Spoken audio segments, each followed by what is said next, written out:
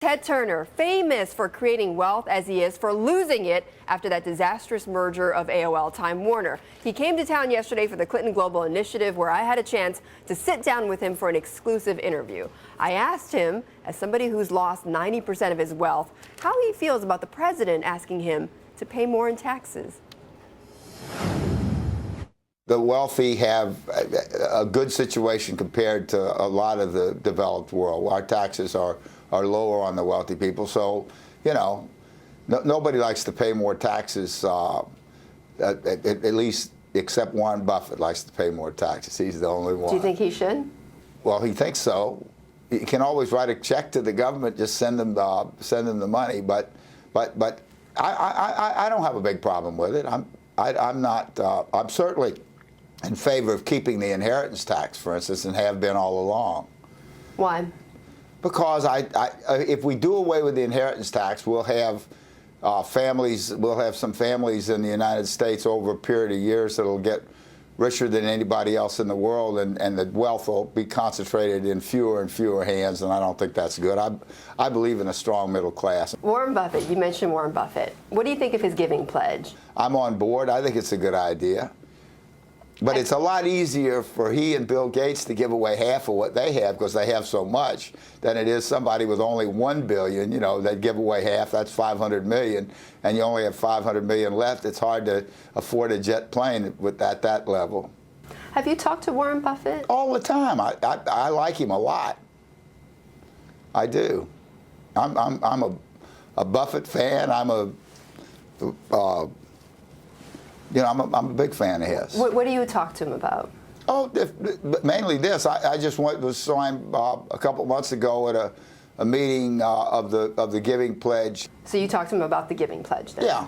Do you help recruit with him? I've written a couple of letters that they suggested that asked me to write to try and encourage certain people to join the pledge. Who? I'm not going to say. Did you get rejected or accepted? I got a couple of rejections, but they were conditional objections. They said they were thinking about it.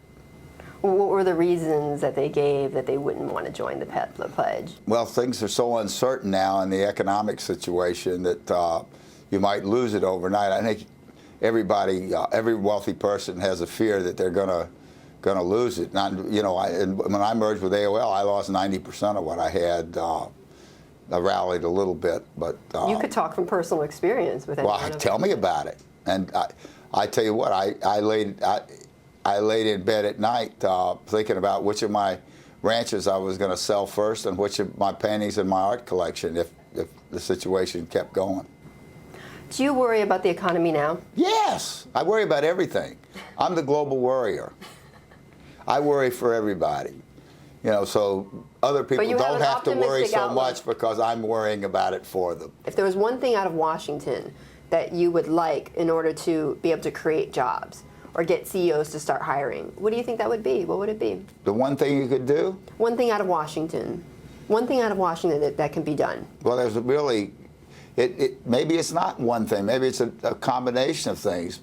You know, I think stimulating the economy and putting some people back to work, projects. Well, for instance, I think they should have done more solar and wind. That would have created a lot of jobs, more than that would have been lost in the coal and oil industry, because they'd be created here. You know, when we give the money to Saudi Arabia for the oil, the Saudi Arabians get it. But if we build wind and solar here in the United States, the money stays here and hires people. I would have had a bigger energy component to my bailout. You know, that's basically. But that was a good idea. It could have been. It probably would have been a lot worse. The economy would have been worse without the bailout. But I don't think it was done as well as it could have been. But then, you know, it's real easy to sit on the sidelines. Now for more of my exclusive interview with media mogul Ted Turner, who, deep into our half-hour conversation, couldn't help but take another swipe at his longtime adversary, Rupert Murdoch, the guy that Turner once challenged to a fistfight in Las Vegas. He says he doubts Murdoch can last through the phone hacking scandal at News Corp. I'm past retirement age now, so I'm 72. That's a little late to be running a corporation. Murdoch's still doing it at 80, but perhaps not for much longer, I'm afraid. You think so? Well, I think he's going to have to step down. From the scandal, from the News of the World scandal? I think so. Don't you? Rupert Murdoch has survived so many scandals and crises at his company. Why do you think this is a difference? Not that wiretapping. He hadn't survived anything like this. This is so far. This is serious. Do you think that? Because it's going against the law. You know, not even Rupert Murdoch should be allowed to break the law. Nobody should.